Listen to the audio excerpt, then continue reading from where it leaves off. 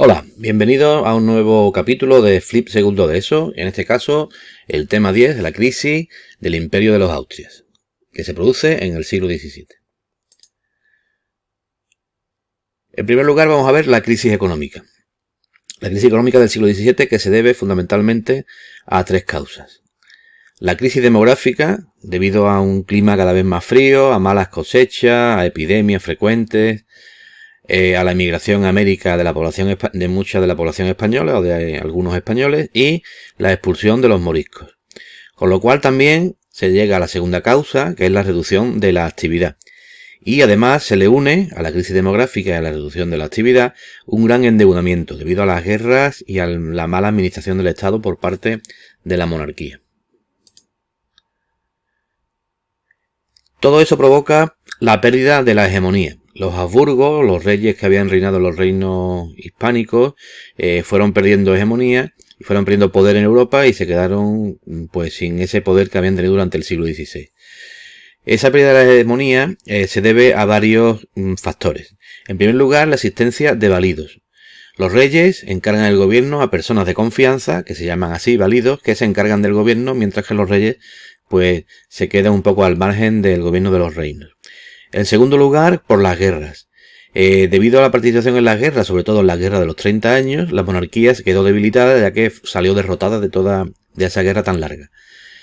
Después se produjeron crisis internas, por ejemplo la crisis de 1640, donde se produce una revuelta en Cataluña y en Portugal que termina con la independencia de esta última.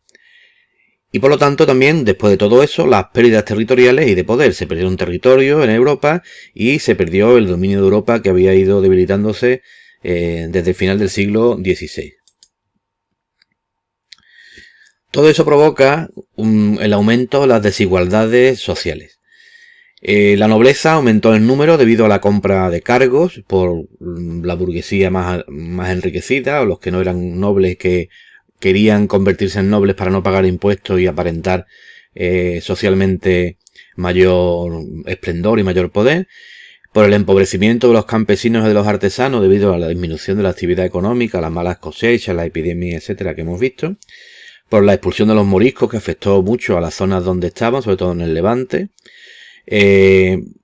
aumentó la discriminación de la mujer, que ya era bastante, y debido a las desigualdades aumentó todavía más, y se mantuvo y aumentó incluso en algunos momentos durante el siglo XVII la esclavitud. Finalmente vamos a ver el arte barroco que, como en toda Europa, se desarrolla en España a partir del siglo XVII. Se convierte este arte barroco en un gran instrumento de propaganda de la Iglesia. Se llega en este siglo, a pesar de la crisis y de los problemas económicos y sociales, a lo que se conoce como el siglo de oro por el gran esplendor cultural y artístico en pintura, escultura, literatura, etc. Y de entre todos estos artistas destaca la figura de Velázquez. Y con eso terminamos este nuevo capítulo de Flip. Hasta el próximo.